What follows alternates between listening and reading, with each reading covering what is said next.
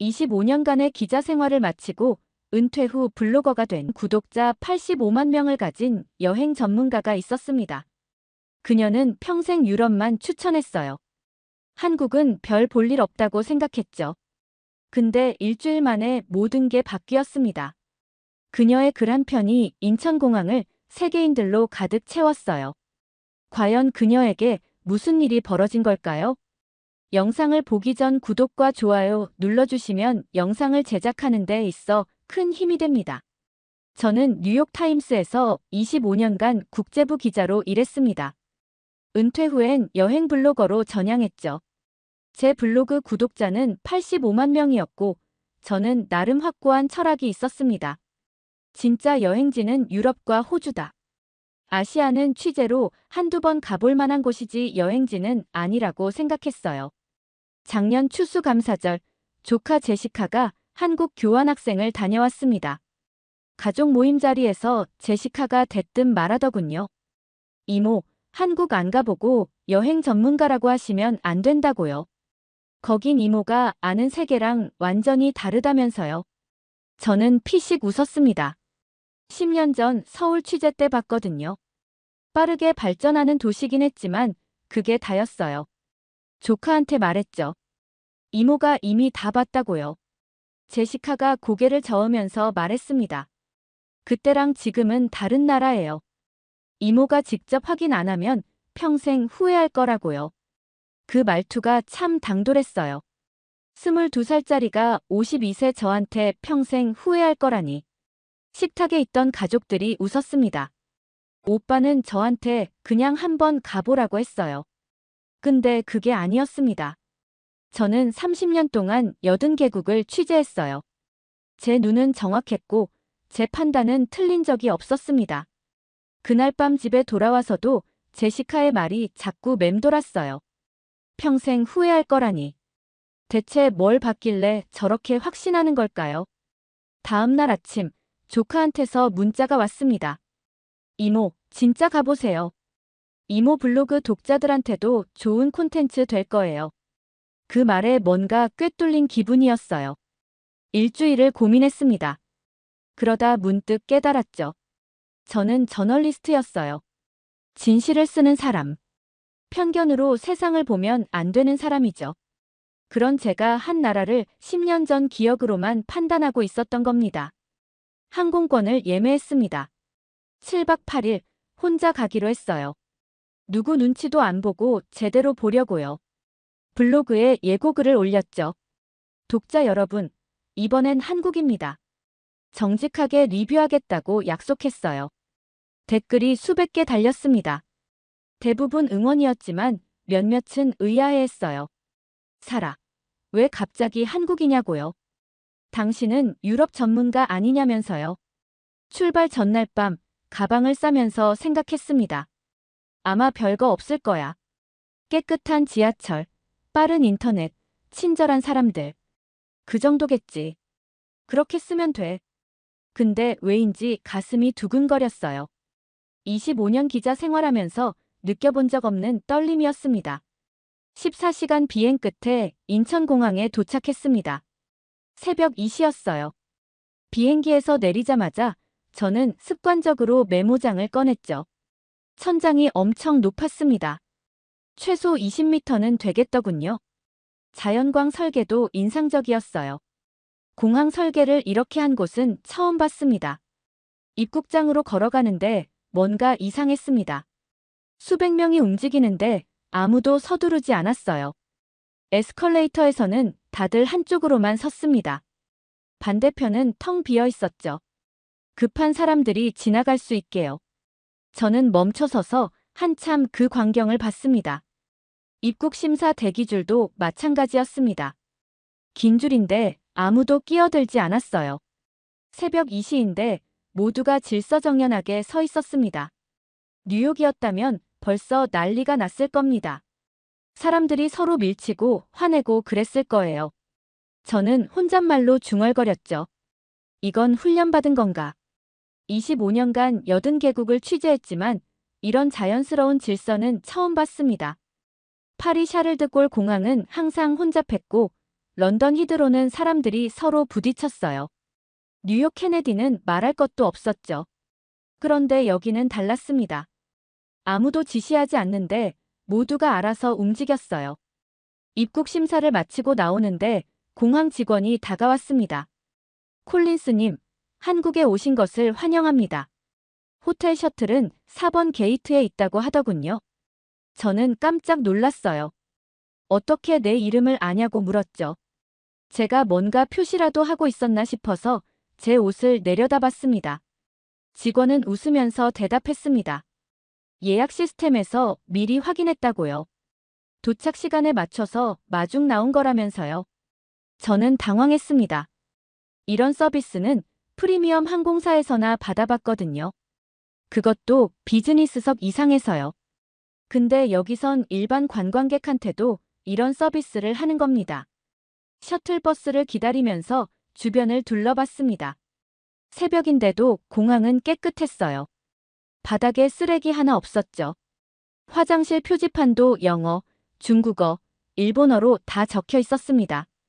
면세점들은 아직 문을 닫았지만 진열대는 정돈되어 있었어요. 저는 메모장에 적었습니다.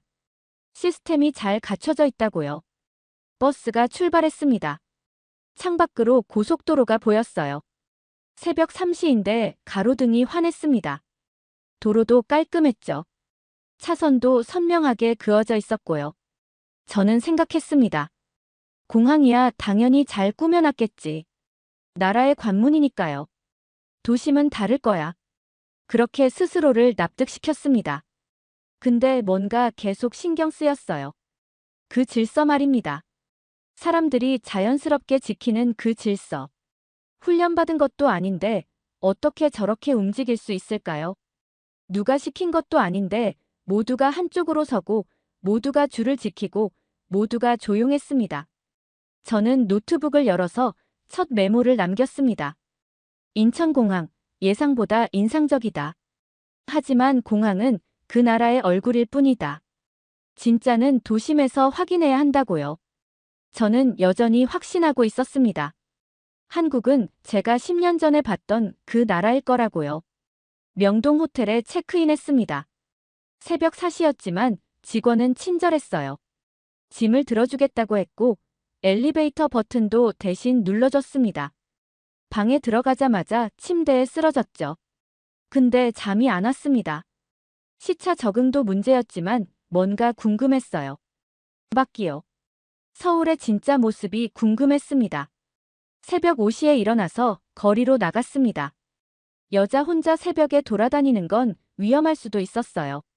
뉴욕에서는 절대 안 할 행동이죠.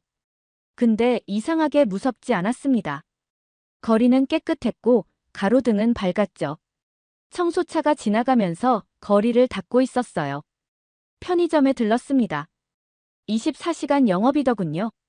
점원은 여자였는데 혼자 일하고 있었어요. 전혀 불안해 보이지 않았습니다. 저는 물을 사면서 물었습니다.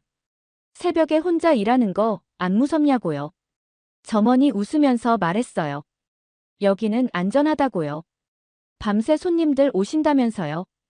지하철역으로 갔습니다. 새벽 5시 반인데 벌써 사람들이 있었어요. 출근하는 사람들이었죠. 놀라운 건 그 다음이었습니다. 70대쯤 되어 보이는 할머니가 스마트폰으로 교통카드를 찍었어요. 키오스크로 표를 사는 모습도 봤습니다. 뉴욕에서는 70대 어르신들이 지하철 기계 앞에서 헤매는 게 일상인데요. 저는 할머니한테 다가가서 물었습니다. 스마트폰 사용이 어렵지 않으시냐고요. 할머니가 웃으면서 대답하시더군요. 손자가 가르쳐줬다면서요. 요즘은 이게 더 편하다고 하셨어요. 저는 할 말을 잃었습니다. 아침 9시쯤 식당을 찾았습니다. 김치찌개를 주문했어요. 메뉴판에 사진이 있어서 쉽게 주문할 수 있었죠. 음식이 나왔는데 반찬이 8가지나 따라왔습니다. 김치, 콩나물, 시금치, 멸치, 계란말이까지요. 저는 당황해서 물었죠. 이거 다 서비스냐고요. 계산에 포함 안 된 거냐면서요. 주인 아주머니가 웃었습니다. 당연하다고요. 더 필요하면 말하라면서요. 반찬은 리필도 된다고 했어요. 공짜로요. 저는 어이가 없었습니다. 뉴욕에서는 물 한 잔도 돈 받는데요. 빵 리필도 따로 돈 내야 하고요. 근데 여기선 이렇게 많은 반찬을 공짜로 주고 리필까지 해준다니요. 점심 먹고 명동 거리를 걸었습니다. 사람들이 엄청 많았어요. 관광객도 많고 쇼핑하는 사람들도 많았죠. 근데 아무도 밀치지 않았습니다. 좁은 골목길인데도 서로 비켜주면서 걸었어요. 횡단보도에서는 다들 신호를 지켰죠. 차들도 보행자가 건너면 멈춰 섰습니다. 저녁에 남산타워에 올라갔습니다. 케이블카를 타고 올라가는데 서울 전경이 보이기 시작했어요. 타워 전망대에 도착해서 야경을 보는 순간 말을 잃었습니다. 끝없이 펼쳐진 불빛들. 한강을 가로지르는 다리들이 30개는 넘어 보였어요. 고층 빌딩들이 즐비하게 서 있었죠. 저는 생각했습니다. 이게 10년 전 내가 본 그 도시 맞나? 10년 전에도 큰 도시였지만 이 정도는 아니었어요. 아니면 제가 제대로 안 본 걸까요? 당시엔 취재에만 집중했으니까요. 호텔로 돌아와서 노트북을 켰습니다. 오늘 본 것들을 정리해야 했어요. 근데 손이 안 움직였습니다. 독자들이 이걸 믿을까? 제가 30년간 유럽만 추천하다가 갑자기 한국이 좋다고 하면요. 제 정체성이 흔들릴 수도 있었습니다. 저는 한숨을 쉬었어요. 일단 더 봐야겠다고 생각했습니다. 셋째 날 아침, 북촌 한옥마을에 갔습니다. 전통 가옥들이 잘 보존되어 있었어요. 600년 된 집들도 있다고 하더군요. 좁은 골목길을 따라 걸으니까 타임머신을 탄 기분이었습니다. 사진을 찍으면서 골목길을 걷는데 작은 카페가 보였죠. 한옥을 개조한 카페였어요. 들어가서 커피를 주문했습니다. 창가 자리에 앉았는데 옆 테이블에 여자가 혼자 앉아 있었어요. 동양인 얼굴인데 뭔가 다르게 느껴졌습니다. 옷차림도 미국 스타일이었고요. 청바지에 운동화, 배낭을 메고 있었죠. 그 여자도 저를 봤는지 먼저 말을 걸었어요. 미국에서 오셨냐고요? 영어로요. 저는 뉴욕에서 왔다고 했습니다. 그 여자도 미국 사람이라고 하더군요. 샌프란시스코에서 왔다면서요. 이름은 케이트였어요. 저희는 자연스럽게 대화를 나눴습니다. 같은 미국인이니까 반가웠죠. 케이트가 말했어요. 자기는 한국계 미국인이라고요. 생후 6개월에 입양됐다면서요. 저는 깜짝 놀랐습니다. 입양하였구나. 그럼 한국어는 못하겠네요. 케이트가 고개를 끄덕였어요. 한마디도 못한다고 했습니다. 부모님이 영어로만 키웠대요. 미국인으로 키우고 싶어서요. 30년 만에 처음 한국에 왔다고 했습니다. 정확히는 38년 만이래요. 태어나서 6개월 있다가 미국 갔으니까요. 케이트는 조용히 말했어요. 무서웠다고요. 나를 버린 나라라고 생각했다면서요. 오기까지 10년을 고민했대요. 저는 물었습니다. 그런데 왜 왔냐고요? 케이트가 대답했습니다. 딸이 물어봤대요. 엄마는 어디서 왔냐고요? 그 질문에 답할 수 없었다면서요. 자기가 태어난 곳도 모르고 자기 뿌리도 모른다는 게 창피했다고 했습니다. 딸한테 거짓말할 수는 없었대요. 저는 케이트의 이야기에 빠져들었어요. 이건 단순한 여행 이야기가 아니었습니다. 한 사람의 인생이었죠. 정체성에 대한 고민이었어요. 저는 제안했습니다. 케이트의 여정을 블로그에 담고 싶다고요. 물론 케이트가 원한다면요. 많은 사람들이 케이트의 이야기를 들어야 한다고 생각했습니다. 케이트는 잠시 생각하더니 고개를 끄덕였습니다. 자기 이야기가 누군가에게 도움이 될 수 있다면 좋겠다고 했어요. 같은 처지의 입양아들한테요. 미국에만 한국 입양아가 11만 명이 넘는다면서요. 다들 비슷한 고민을 한다고 했습니다. 다음 날 저희는 함께 입양기관을 방문했습니다. 케이트가 태어났던 병원 근처에 있는 기관이었어요. 케이트는 떨고 있었습니다. 37년 만에 자기 출발점으로 돌아온 거였죠. 손이 차갑게 식어 있었어요. 저는 케이트의 손을 꽉 잡아줬습니다. 기관 직원이 기록을 찾아줬습니다. 오래된 서류들이었어요. 케이트를 돌봤던 보육사 김 선생님이 아직 살아계셨습니다. 72이셨어요. 연락을 했더니 바로 오시겠다고 하셨대요. 1시간 후 김 선생님이 오셨습니다. 케이트를 보시더니 눈물을 흘리셨어요. 케이트도 울었습니다. 김 선생님이 말씀하셨어요. 내가 건강하게 자랐다니 정말 다행이라고요. 37년 전 케이트를 안고 찍은 사진까지 보관하고 계셨습니다. 케이트는 그 사진을 보면서 계속 울었어요. 저는 그 장면을 보면서 카메라를 내려놓았습니다. 더 이상 저널리스트가 아니었어요. 한 인간으로서 눈물을 참을 수 없었죠. 저도 눈물이 났습니다. 저는 깨달았어요.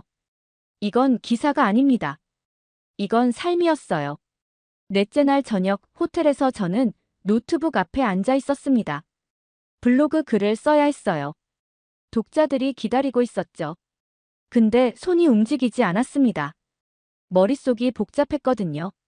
제 블로그 구독자는 85만 명입니다. 대부분 유럽 여행을 좋아하는 사람들이에요.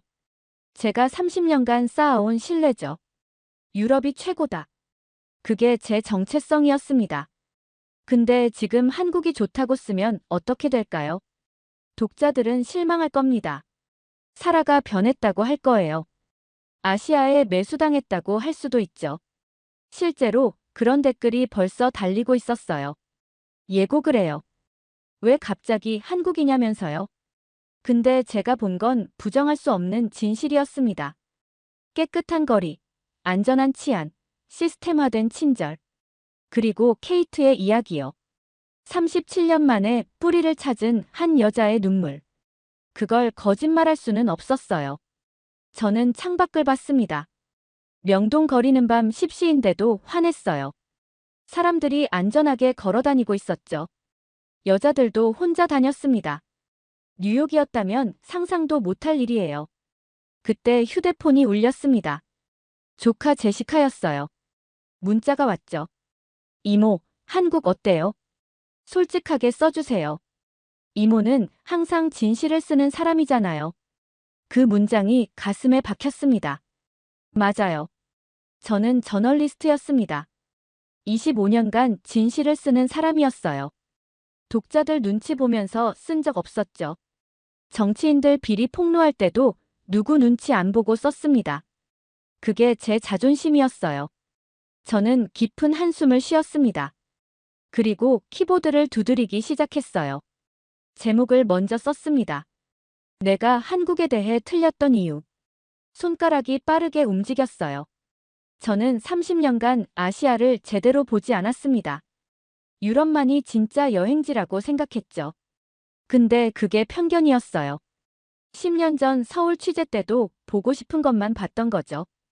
글을 쓰면서 눈물이 났습니다. 부끄러웠어요. 저널리스트로서 부끄러웠습니다. 편견을 가지고 세상을 봤다는 게요. 그리고 케이트 이야기도 썼어요. 한 입양아가 뿌리를 찾은 이야기를요. 새벽 3시까지 글을 썼습니다. 다 쓰고 나서 발행 버튼 앞에서 멈췄어요. 손가락이 떨렸습니다. 근데 누르지 않으면 저널리스트가 아니죠. 저는 눈을 감고 버튼을 눌렀습니다. 5째 날, 케이트와 함께 비무장지대 투어에 참가했습니다. 서울에서 버스로 1시간 거리였어요. 투어 버스에는 외국인들이 가득했습니다. 가는 길에 가이드가 설명했어요. 1950년에 전쟁이 시작해서 1953년에 휴전했대요. 휴전이지 종전이 아니래요. 아직도 전쟁 중이라는 말에 버스 안이 조용해졌습니다. 300만 명이 죽었대요. 민간인만 100만 명이 넘는다고 했습니다. 판문점에 도착했습니다. 군인들이 총을 들고 서 있었어요. 남북한이 대치하고 있었죠. 불과 몇 미터 거리였습니다. 가이드가 말했어요. 70년 동안 총성 없는 대치가 이어지고 있다고요. 케이트가 조용히 말했습니다. 내가 입양된 이유가 전쟁 때문이었을 수도 있겠네요. 전쟁이 끝나고 20년밖에 안 지났을 때니까요. 나라가 가난했을 거라고 했어요. 임진각으로 이동했습니다. 실향민들이 남긴 편지와 리본이 철조망에 가득했어요. 북쪽에 두고 온 가족들한테 쓴 편지였죠. 아버지, 어머니, 형제자매. 70년 동안 만나지 못한 사람들이요. 케이트는 그 편지들을 하나하나 읽었습니다. 어떤 할아버지는 어머니한테 편지를 썼더군요. 80년 동안 못 만났다면서요. 어머니는 돌아가셨을 가능성이 크죠. 근데 매년 여기 와서 편지를 쓴다고 했습니다. 저는 생각했습니다. 이 나라 사람들은 70년 동안 이렇게 살아왔구나. 전쟁의 상처를 안고요. 근데 그 아픔 속에서도 이만큼 성장했어요. 세계 10위권 경제 대국이 됐죠. 돌아오는 버스 안에서 케이트가 말했습니다. 이 나라가 나를 버린 게 아니었어요. 이 나라도 살아남으려고 필사적이었던 거죠. 나를 보낸 게 아니라 살리려고 했던 거예요. 저는 케이트의 손을 잡았습니다. 케이트는 울고 있었어요. 근데 그 눈물은 슬픔이 아니었습니다. 이해였어요.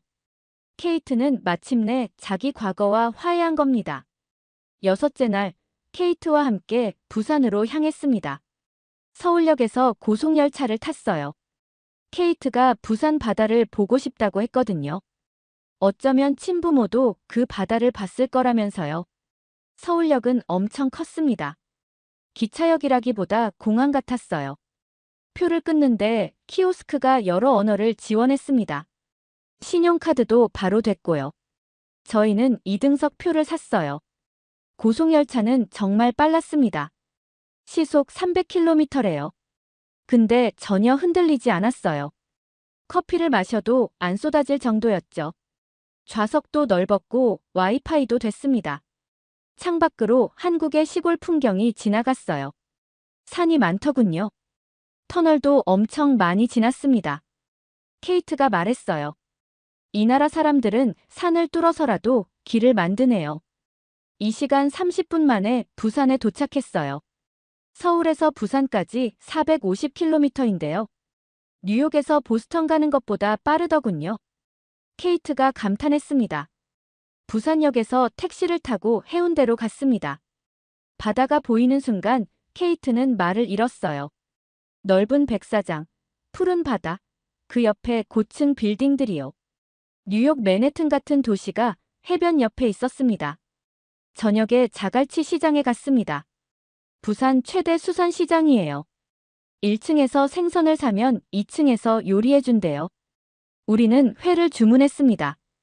옆 테이블에 아주머니 세 분이 앉아 계셨습니다. 저희가 영어로 대화하니까 관심을 보이셨어요. 어디서 왔냐고 물으셨죠. 케이트가 말했습니다. 저는 한국에서 태어났는데 미국에서 자랐다고요. 아주머니들 표정이 변했습니다. 그래도 한국 사람이네 하시면서요. 어서 와, 잘 왔다고 하셨어요. 한 분이 소주를 따라주셨습니다. 우리 딸 왔으니까 한잔하자면서요. 케이트가 울기 시작했어요. 38년 동안 한국 사람으로 대접받은 적이 없었다고 말했습니다. 근데 여기서 처음으로 그냥 한국 사람이 됐다면서요. 아주머니들도 우셨습니다. 뉴욕으로 돌아왔습니다. 7일간의 여정이 끝났죠. 공항에서 집까지 택시를 타고 가는데 뉴욕이 낯설었어요. 거리는 지저분했고 사람들은 난폭했습니다. 일주일 만에 제 기준이 바뀐 겁니다. 집에 도착해서 블로그 글을 정리했습니다. 한국, 내가 진작 알았어야 할 나라.